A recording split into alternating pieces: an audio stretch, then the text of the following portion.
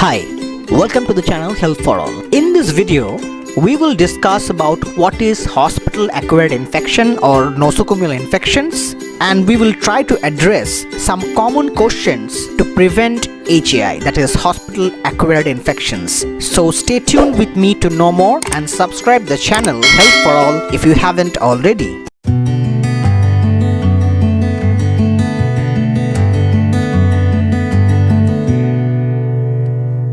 A hospital-acquired infection or HAI, also known as nosocomial infection, is an infection that is acquired in a hospital or other healthcare facility which was not present or incubating at the time of admission. It is also called healthcare associated infections. Time frame includes up to 48 hours after hospital admission, up to 3 days after discharge, and up to 30 days after any operation. So if any new symptoms or infection occurs within this time frame, we can suspect this new infection as hospital acquired infection. What are the symptoms of HAI? Symptoms of HAI vary by type. Some of them include fever, inflammation along with pain, past discharge, abscess or rashes, and many other visible new signs and symptoms of infection. Common sites of HAI are urinary tract infections or UTIs, surgical site infections, vascular catheter infections, skin and soft tissue infections, bacteremia, septicemia, ventilator associated pneumonia, or any other infection to the upper respiratory tract, eye, ENT, etc. So now the questions come, what is infection control? Infection control is known as the set of methods used to identifying, reducing the risk of infections developing and spreading. Prevention of nosocomial infections is the responsibility of all individuals and service providers who work in healthcare. Some common strategies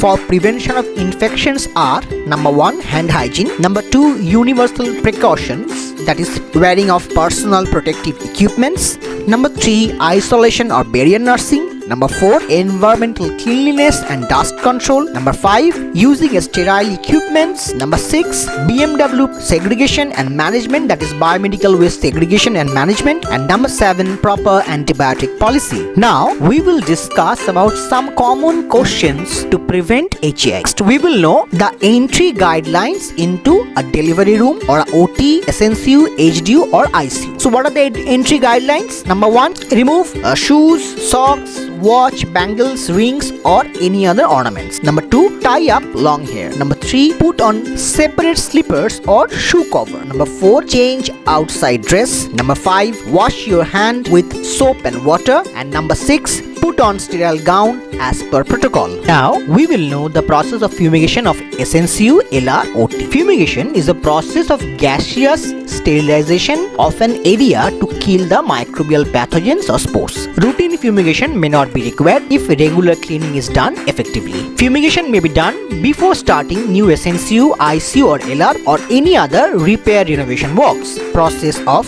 fumigation. Before starting the fumigation, clean the area as per the procedure. Keep the AC switch off. Ensure all the electrical equipments covered with plastic. Ensure all the windows and vents of the room properly closed and sealed with plastic. Wash your hands and wear PPE. Prepare the solution. Generally, we use EcoShield or Silvicide. It is a mixture of hydrogen peroxide and silver nitrate solution. 200 ml of EcoShield or Silvicide should be mixed with 800 ml of distilled water per 1000 cubic feet. The mixed solution is kept in a fogger machine. Place the fogger machine in a corner of the room, placing the nozzle elevated 45 degrees to the opposite wall. A folded towel can be put under the machine to avoid slipping as it vibrates. Start the fogger and close the room. Allow the fogger to run until a fog can be seen in the atmosphere. Next, turn off the fogger machine. Keep the room closed for at least 1 hour.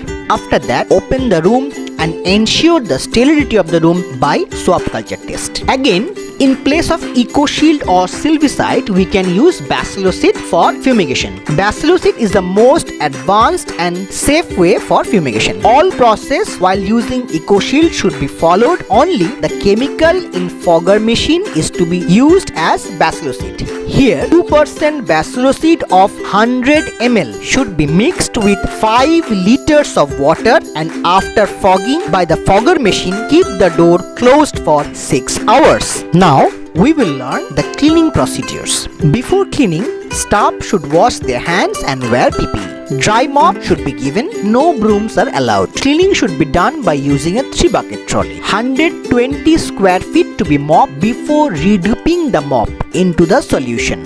Cleaning solutions or water should be changed after cleaning of 240 square feet area. All washed mop heads should be dried before reuse. Mops of critical and semi-critical area should be different. Mops used for wet cleaning should be disinfected by immersing into 0.5% chlorine solution for 30 minutes. Microfiber mops should be washed with soap and hot water for 2 minutes. Dry cleaning mops should not be washed. They should be cleaned with handheld brush. After cleaning, mop should be dried in sunlight and keep the mop head high, approaching a 45-degree angle. Before mopping, put a wet floor caution signboard. Cleaning should be done from the corner of the room to middle and then going outside by following a S-curve or figure of 8 method. The mop head should be turned every 5 to 6 strokes. Bucket and trolley should be disinfected by 0.5% chlorine solution for 1 minute. Last but not the least, we will learn how to clean water storage tank. Overhead tank need to be cleaned at least 6 months interval, and documents should be maintained. It should be cleaned with calcium hypochlorite, which liberates 60 to 80% chlorine when mixed with water. Sprinkle 80 grams of granular calcium hypochlorite in tank for every 1000 liters of water. Contact time should be 8 to 24 hours. Wash the tank